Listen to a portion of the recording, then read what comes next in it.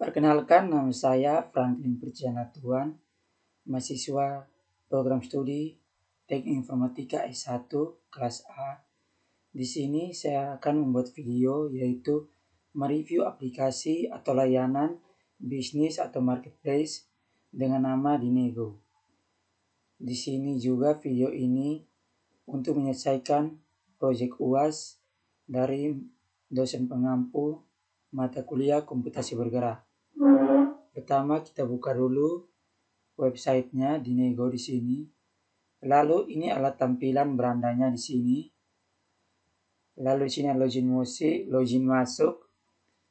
Untuk teman-teman yang belum memiliki akun, kita bisa pilih akun baru di sini.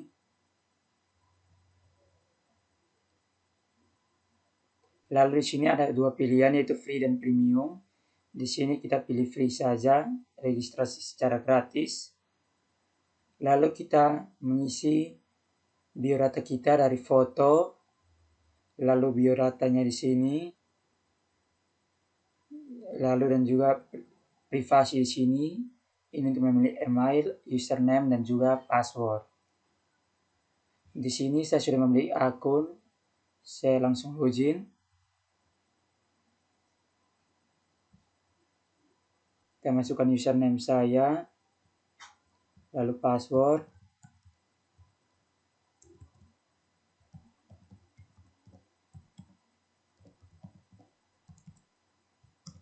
Lalu login. Oke. Tampilannya seperti ini. Ini adalah akun saya. FL ini adalah inisial nama saya, KA ini adalah komputasi awan, dan A ini adalah saya kelas A. Berikutnya selalu update saya sudah mempublish, sangat penting untuk menjual sebuah barang versi CMS yang terbaru kita pilih di Tokoku. Hal ini bertujuan untuk menghindari peretasan yang dilakukan oleh hacker yang menggunakan metode hacking. Di sini saya menjual sebuah dekal motor yang hanya dapat bekerja termasuk pada software yang sudah usang atau tidak pernah diupdate. Ini adalah tidak pernah diupdate. Barang yang saya jual yaitu dekal motor dihack atau dengan menggunakan bot untuk melakukan scanning dan mencari celah secara terus-menerus untuk dibobol. Lalu jika ingin mempublish sebuah barang, teman menggunakan CMS versi terbaru. Bawah sini kita pilih di kelola Jubli. Kita tambahkan produk. Lalu di sini teman-teman disuruh untuk mengupload gambar atau foto barang yang ingin dijual di sini. Lalu di sini kita pilih barang satuan apa. Lalu pilih statusnya dipublish atau tidak. Lalu kategori dari produk itu adalah apa, kita bisa memilih di sini. Berikutnya kategori di sini. Kita bisa pilih subkategorinya. Lalu jumlah item, kita bisa memilih satuan. Lalu di sini adalah nama barang, contohnya di sini Oppo. Lalu harga di sini ada harga barang. Kita bisa memilih lokasi kita, lokasi tempat kita menjual barang, dan juga di sini ada deskripsi dari barang tersebut. Lalu kita masuk kembali ke Tokoku tadi.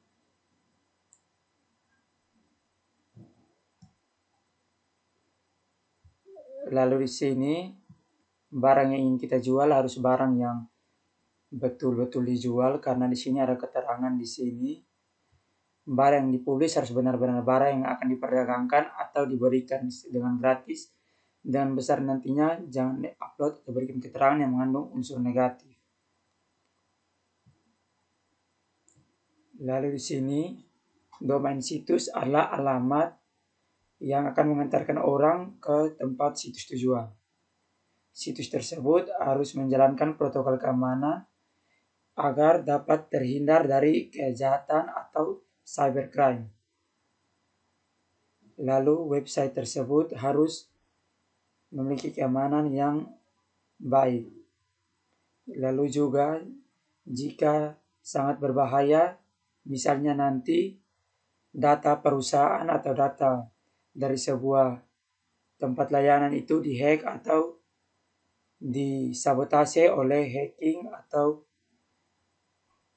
orang-orang yang tidak bertanggung jawab. Oke, baik, penerapan keamanan pada domain situs adalah sebagai berikut. Yang pertama, menggunakan SSL.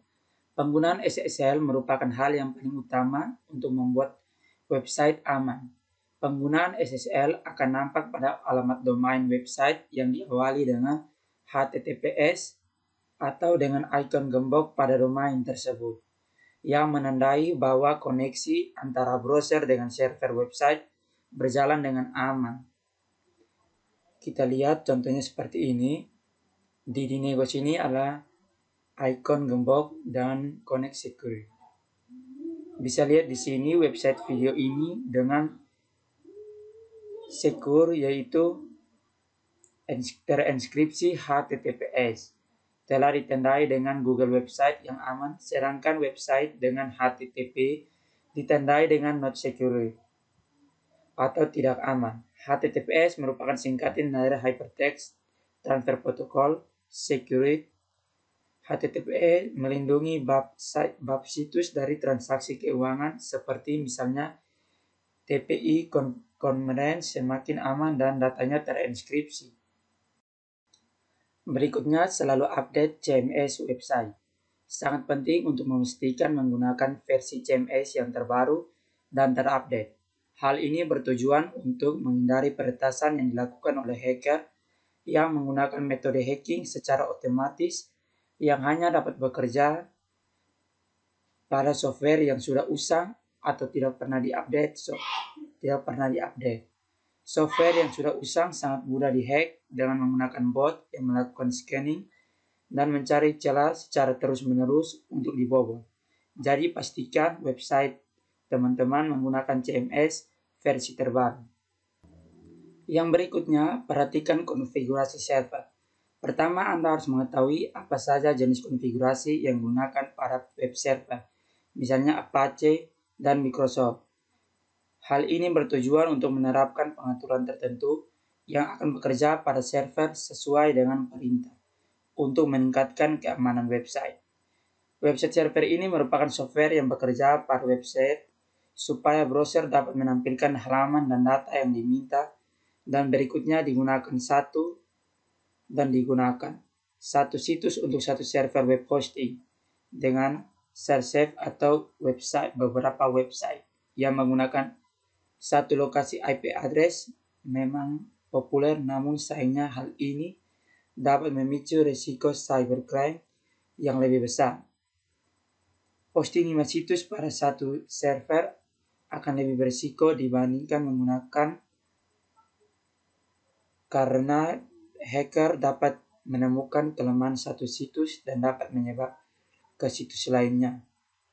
Kelebihannya adalah data dapat hilang dari proses recovery yang membutuhkan waktu dan usaha, serta kemungkinan masih bisa terkena serangan lagi karena masih dalam satu server IP address yang sama. Namun jika kita harus mengupgrade, maka Anda dapat memastikan server yang menuju ke aplikasi server tersebut hanya akan masuk ke website yang berikutnya. Ganti pengaturan default CAM setelah MS website memang mudah digunakan bagi pemula.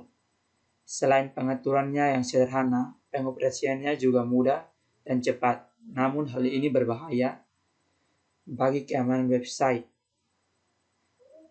Website default sangat berbahaya untuk keamanan. Seperti yang kita ketahui, serangan hacker dapat dilakukan secara otomatis dan banyak memanfaatkan pengaturan default dari CMS. Dengan mengubah setelan, Anda dapat menghindari sejumlah serangan cybercrime pada website yang terakhir. Lalu perhatikan akses user pada file permission file. Permission merupakan hak akses yang ada di dalam website. Soal berikutnya, adakah celah keamanan pada layanan Dinego untuk dimasuki? Jelaskan pada fitur apa dan bagaimana penyelesaian pencegahannya. Gunakan situs ini. Kita buka situsnya. Lalu di sini kita masukkan URL dari Dinego di sini, kita copy, lalu kita tempel di sini, kita jalankan, lalu kita tunggu proses pengecekannya.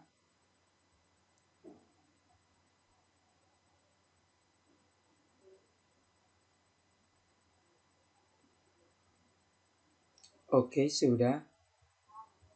Di sini kita menggunakan versi desktop. Lalu pada softwarenya terdapat dua masalah. Masalah yang pertama adalah CMS. CMS di sini tidak terbaca dan sudah tidak bisa lagi digunakan, jadi kita harus menggantinya. Lalu untuk fitur sidik jari di sini, fitur sidik jari di sini sudah usang dan harus diupdate. Dan dia harus diupdate ke versi yang di atas, yaitu 3.10.0.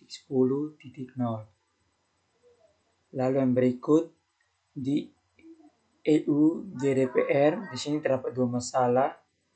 Masalah yang pertama adalah masalah privasi, yang kedua adalah web security.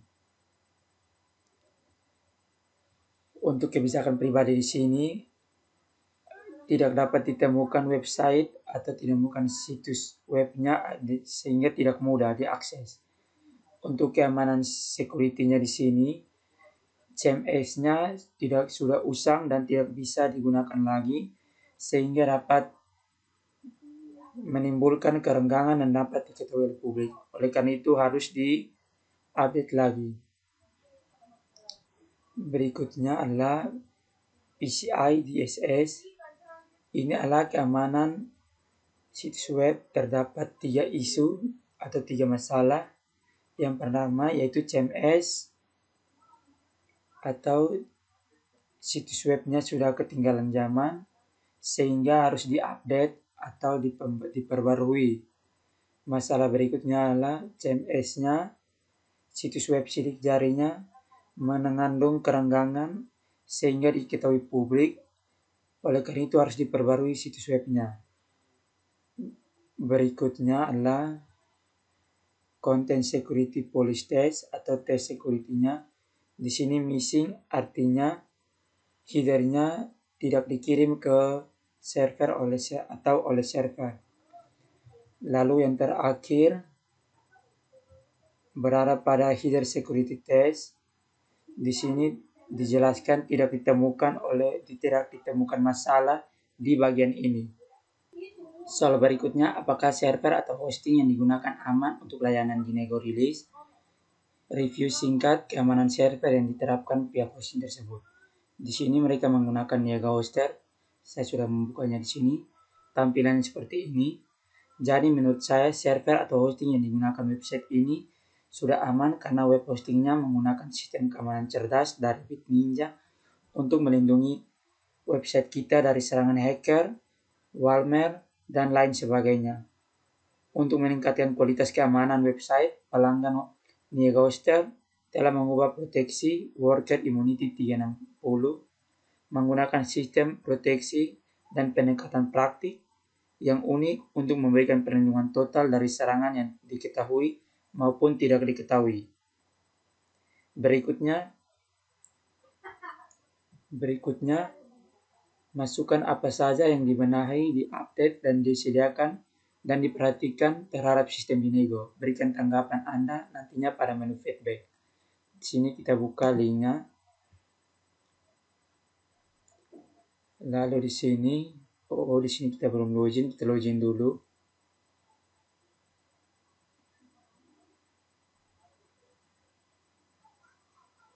Di sini kita harus login. Untuk masuk ke menu feedback,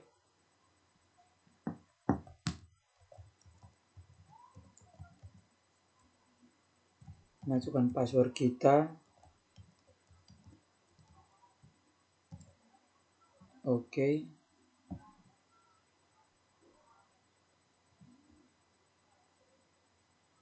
Lalu untuk menu feedback di sini coba kita buka.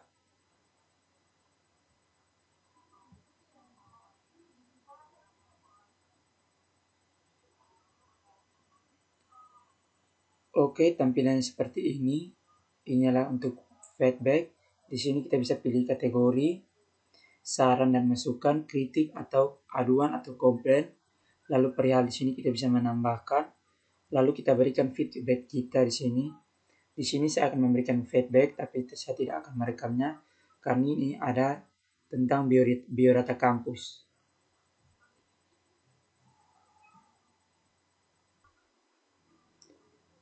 Lalu setelah kita memberikan feedback, kita klik centang ini dan feedback kita akan langsung masuk.